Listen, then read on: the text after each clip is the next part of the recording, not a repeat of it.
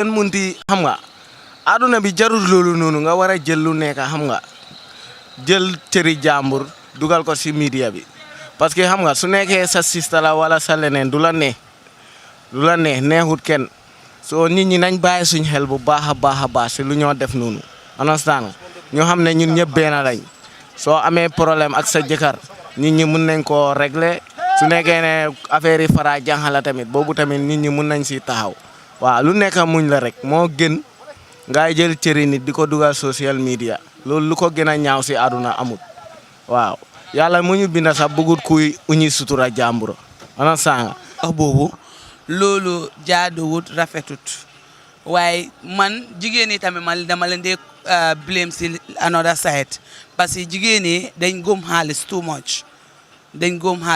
much boo xamante ne comme mostly nag dem kati back way ñooy di most of the problem si problème bi because da ngaa gis koo xamante ne mu ngi fii nekkee wut jëriñu kenn si askan bi mu dem Europe rek nga bugg a am relationship ak moom te relationship boobu lu moo soxla pour yow su waree détaillé yow wala mu war a communiquer ta yow daf laa ne nataalal ma sa nikit nga seen ma ko man suma boppam mi nga gis ni dal na ma nit seen na ma crédit maa ngi amee suma message yi yëpp fii seen na ma crédit dañ nekk di communiquer mu seen ma crédit léegi bu ma seenee crédit ma ne ko ne man aw ma crédit mu ne ma ne waa xaaral ma seen la crédit mu crédit seen ma crédit 150 bu ma seenee crédit 150 ba pare suba teel la sax ma ne ko ne mu ne ma ne léegi seen ma sa naked picture ma ne ko ne man du ma la seen suma naked picture ma ne ko ne because man 150 jaralul ma leneen ni sax saka xaali ma ne ko ne man su ma jaayee mun naa am lu ëpp 150 pa dee loolu warut maa jaral sax maay def yeneen ni benn jànxa call ma ne di ma traité ne moom police officer la waaw texte bi yëpp man maa ngi ko amee fii jànxa bi call ma mu ne ma ne moom officer la ma ne ko ne soo nekkee what the hell officer man faalewu ma la ma ne ko ne man traffic light laa dee jaayee su la neexee ñëwal nga ñëw fekk si ma fa bañu ma si dara nag mu ne ma ne ma ne ko ne waaw waaye after bi ma doon pusan pula moom ba suma ñoom raka ñëw ma expliqué na leen ñu ne ma woo loola naa delloo crédit bi ma ne ko ne crédit bi soo gisee ma delloo ko wax laa bugut ma ne ko ne dama dee am lu ëpp 150 su ma naree jël kii crédit gam bi tamit mu ñëw yóbbu ma police wala leneen am dafa ñëw indi problème jànxa bi call ma di ma traité te am na nit yoo xamante ne ñu ngi fii ñoo nekk di liggéeyaa ñoom de am na ñu fi nekk ñu nekk di liggéeyaa ñoom jànxa yi ñoo war a bàyyi xel ñu eewu si yeneen yi. Actually, as a woman, as a decent woman, you are not supposed to go to social media and open your body. If man love you, let him love you what you are. It's not because you open your body for man to see you that you are beauty or you are a good woman or what, but you are just disgracing yourself. It's very, very, very, very, very wrong for a woman to naked her body, for her to show her body in the internet because you never knew what will happen. The same somebody who will think that he wants to let her, please just open your body, and you know that kind of person, tomorrow it will just looks you like maybe you are a prostitute or any other thing. All I know is very, very, very, very wrong for a woman, a decent woman, to put herself as a social media for open her body. Very wrong. Thank you. What's up? I don't know, doomu aadama bu nekk da nga war di xool si sa kilifa so sa kilifa yi sa waajur sa mag yu jigéen sa rakk yu jigéen so am na noo dee gisee seen mbir o nga gis du leen dal yenn natu yu leen dal doo si mun a kontaan di nga ko fiil because ni ku nekk soo ko xoolee da nga war a xool sa bopp doomu aadama daal su boppam la war di jànga because sa rakk bu jigéen tey soo ko gisoon tey ñu pose picture am si biti du la ne sa rakk bu góor soo ko gisoon tey suma waay ñu def ko loo xam ne nii mooy teen suma waay naka si du noonu du la ne so kon lu si muntu nekk daal ni ku nekk na nga jiital sa xel di xam ne aduna bi so xam nga luñ fi nekk bëri na bëriwul so xam nga dund bi jarul yenn yi daal. So obviously the government also should make a best use of it, and then like this bureau, the Public Relations Utility Authority, should see how best they can link with these GSM operators and see what do people see in the internet based in our country, and see that like whatsoever is shared let it not be in public. If people happen to share things that are public, or sorry, that are private in the public, obviously there are rules that should be imposed onto those people, and we see that such things are regulated and is minimized in our country, so as we can live as one people, one nation, and then we live in a harmony society. Iwangom, reporting for the Fatu Network's news review. Relationships. Africa Global presents the new Tulip Gardens. Taft Tulip Gardens is set to comprise service plots in sizes ranging from 220 to 570 meters square. Deposit as low as $83,600 is only an 18-month interest-free payment plan with only 20% deposit on the service plots. Please contact 376-2333 or 776-2333. Welcome back. Have you ever heard of the term, there are no permanent friends and enemies in politics, but just permanent interests? Well, now I am joined by a special guest who's the deputy spokesperson of the APRC to discuss the alleged romance between the APRC and the President Adama Barrow's National People's Party. Welcome to the Fatu Network News Review, Tudija. Thank you very much, Sergio. It's a pleasure to be on the show. Thank you very much. For APRC to be described as an irrelevant party by some people and that the party is dead, this headline here has caused quite the outrage on social media. What is the truth to this headline on the Standard newspaper today? Can you clarify? Somehow it's joy to us when people feel APRC is a dying party. I can say at the moment we're a hot cake that everybody is looking for. As far as the headline is concerned, the picture in the first place, I don't believe they should use those pictures. I did the interview yesterday. It would have been more appropriate they put my picture and put my name in the headline. But saying APRC confirms coalition talks with NPP. The word coalition, I find it a bit disturbing because we're not into any coalition talks with the NPP.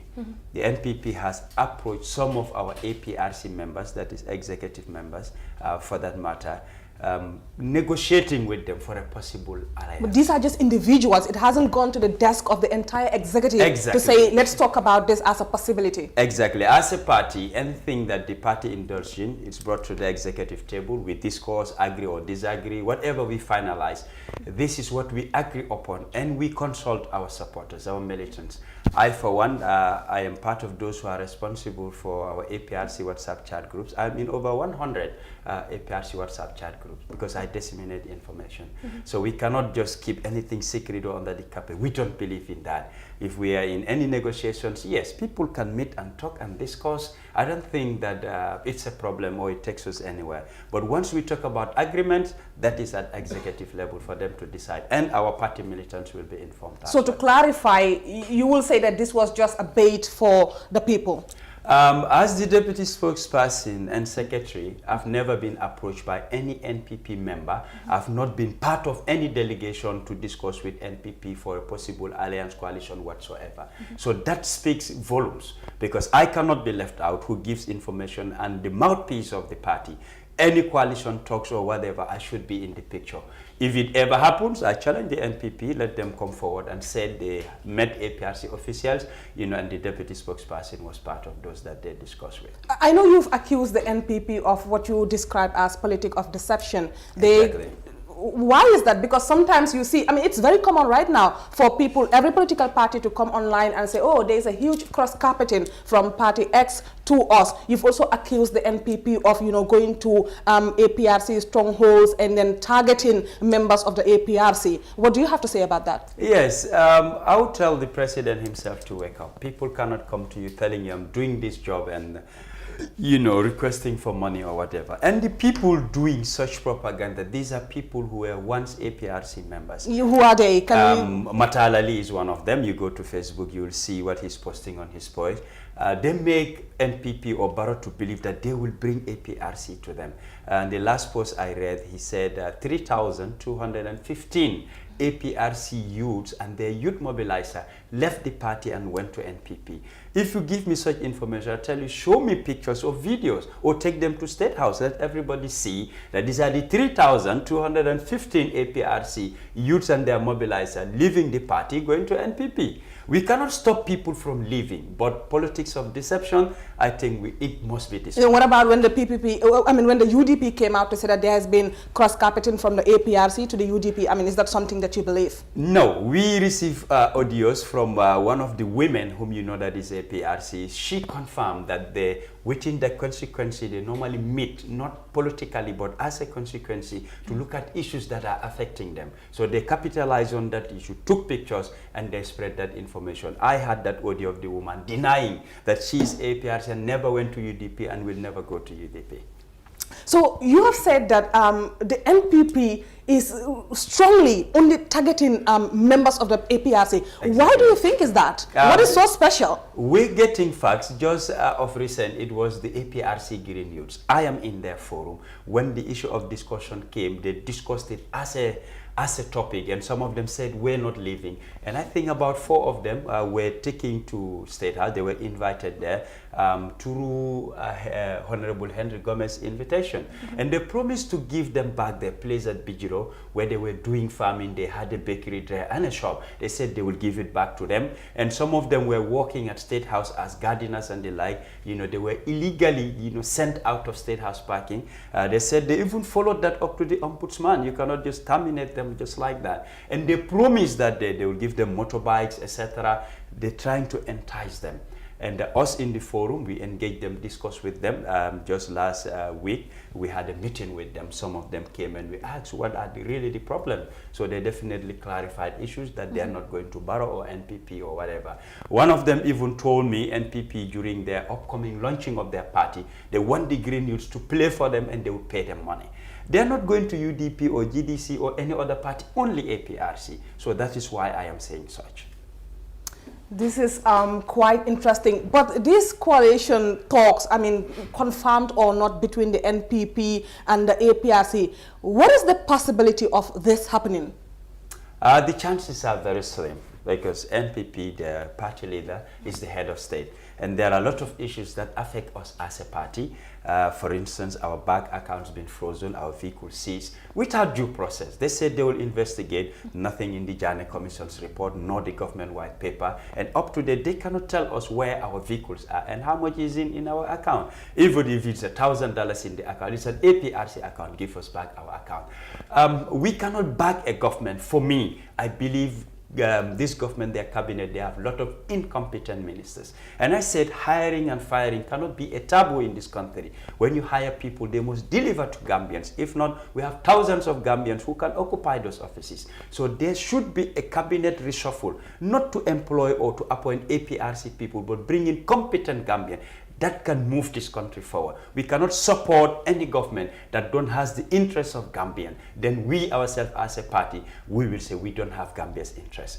So these are angles along line, looking into our assets and even the assets of the former president. We believe illegally some of these assets were sold, and we cannot back such a government that is already in a mess, with people are asking for questions and they're not giving answers. Why should the APRC tell them, hey, we're here for you, you can move on? Then Gambians will definitely hold us. Does this reflect on the entire executive of the APRC? Come on, we're not going to sit here and act like you also don't have some sort of interest. You know, you want Jammeh to come back, you want them to give back your assets and stuff like that. I mean, come on.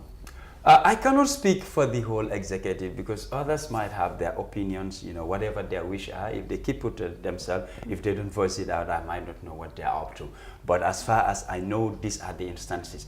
For instance, if another party approach us for a coalition, alliance, whatever, we will not put these terms to them, because they are not in charge and we don't have any agreements with them based on these conditions. So we're referring to the NPP being the government of the day. Their leader is the president. So you cannot separate the two, because if we support the NPP, which means we're empowering this government that is already taking care of Gambians. So this is the angle where we're talking about. We cannot just form an alliance with any party. Gambia first. Anybody who wants to move this nation. APRC did this, did that, where we stop. Keep the ball moving forward. It's for the Gambia. Anything that is built, for example, if President Adama Barrow builds a brick, is it only for NPP or people of his tribe? It benefits the whole Gambia. These are the issues we are looking at. So it's going to be very cheap to say we're just what's interesting about this whole coalition thing? People actually think this is a political suicide for President Adama Barrow. I mean, how bad is the APRC that people think that if President Barrow joins forces with you people, it's a disaster? Come 2021, APRC will be the decider. Any party we join or form alliance with will form the government of the day. That's why I said we're a hot cake. And most of them, not everybody, have pursuing us. I said in my interview, besides NPP, there are other 3 parties, and I will not mention their names. What they said, they haven't met APRC, as a group or few people. I, as an individual, I was invited. I met them, we discussed. They said they have interest wanting to work with the APRC. What is the interest is not yet known. Do they want us to back them? Do they want to back us? Is it a coalition? It's not yet known. This is why I'm not mentioning their names, and I should seek for their permission because they're keeping it secret. For NPP, it's no secret. You go to the social media, they're saying it themselves. That's why I'm mentioning You call them desperate? I would. Yes, in one of my interviews, I said that they're desperately looking for people to bring to their party. We already have people. We're not desperate going to every corner searching for people to come to the APRC. They are looking for people, not us. And this is the new trend in Gambia. One person joins a political party, then it's what an announcement, and then people take random pictures and say this is a group of people cross-carpeting to this place. But when the news broke out, the reaction from the people of APRC, what do you have to say to them? Because they're saying that if this happens, then hell will break loose. The interview I had yesterday, I recorded it. When it comes to newspapers, I record because they write their stories, and at times it's very difficult if they misquote you. You don't have evidences. So I always record and keep my records. And the other reason why I record, I share with party militants, and loved ones. They always request for my interviews. I record for those purposes. And when in the forums, it was definitely very, very, very much a heated debate, so sort of. Others were saying, let's wait for the executive to come and clarify. But I shared the audios I recorded yesterday so that they will hear from the horse's mouth what I said and what I meant. Okay, and so Lamin Tamba, you can chill. You and Sajo and the others, you can chill for now because they were really outraged on social media that this is not something that is going to happen. They also have reasons for it, looking into the government, 3 years going to 4 years, what have they delivered to Gambians? This is the question. And with all the promises they made, even free Wi-Fi to Birkama, the people of Birkama haven't seen anything yet.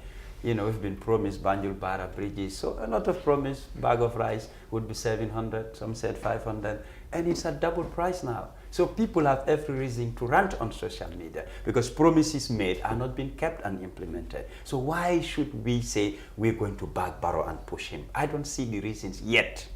And then people say that in the upcoming elections that no single party will be able to win the presidential elections on their own. But sometimes you also hear people say that no single party will be able to win without the support of the APRC. Is that something that you believe? Is that true? Both of them, I believe, and I've said it in some of my interviews, that no single party can win outright majority. The reason is we have many political parties. I think 15 now and counting. It's not yet over. And every party that comes, whether we like it or not, is taking from all political parties. Absolutely. Because when you give people positions and wanting to give them money, some of them, if when you give them your party manifesto, they said, I am with you. So we cannot deny that it will take from us, the numbers will reduce. This is without doubt. But knowing the force APRC has, every party would know APRC, they don't want APRC to go the other way. At times I even feel that's the type of politics that NPP want to play, every man for himself, so that them being the incumbent, they feel they will have an egg, so they wouldn't want APRC to join any other party. What are the chances of President Adama Barrow continuing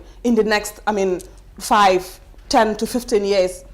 When that happens, I would say APRC will make that happen. If we fail to join other parties to unseat him, every man for himself, there are high chances that he might go through. Don't underestimate incumbency. Not only he has money, but there are a lot of countries because and it is hard to actually uproot a president that is sitting. It is very hard. Not that it doesn't happen. It is just difficult to get them out. Exactly. Based on that angle I'm talking about. And there are countries that are following their interests, will back and support him. him. If he needs millions, they will give it to him, either on grants or loan or whatever, but they will support him for their interest to be served. Institutions likewise would want to work with them because he is serving their interest. So they will invest in it so that he has another 5 years. I see you've also called out Sidi Njai because he's the one actually, you believe he's the one actually going to the APRC strongholds and trying to convince the party members to join the NPP. In Somita, I got a call and I spoke with one of the women who told me about that.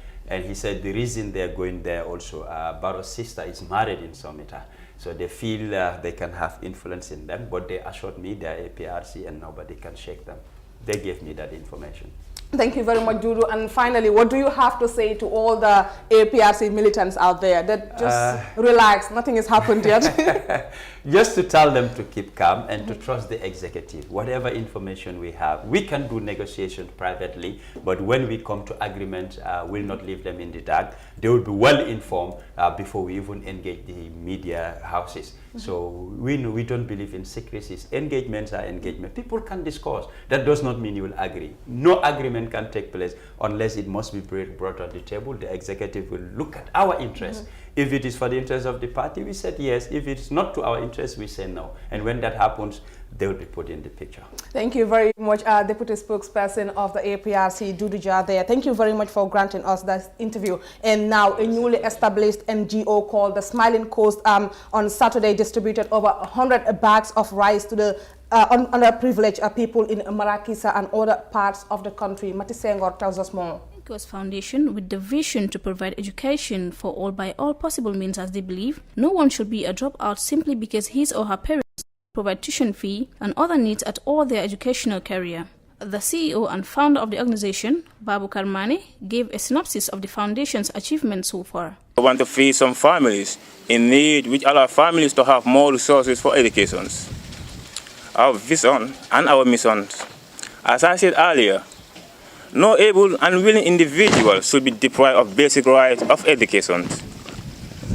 Providing access to education for all by paving all possible ways. Ladies and gentlemen, we the members of the Smiling Coast Foundation knew that over 60% of the Gambia lives below the poverty line, though encouraging also do little quarter towards national building. As we know, Gambia, the government cannot do all.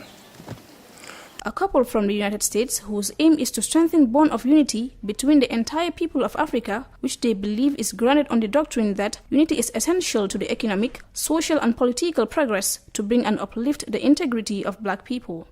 The importance of this particular project with the Smiling Coast Foundation and the New Freedom Project is the fact that Africans can do for themselves and will do for themselves. And we mean this from an international Pan-African perspective. Yeah. That means anywhere black people are, we are responsible for ourselves and feeding ourselves.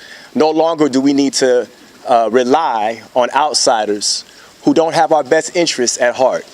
And we know this from dealing with these outsiders for hundreds of years.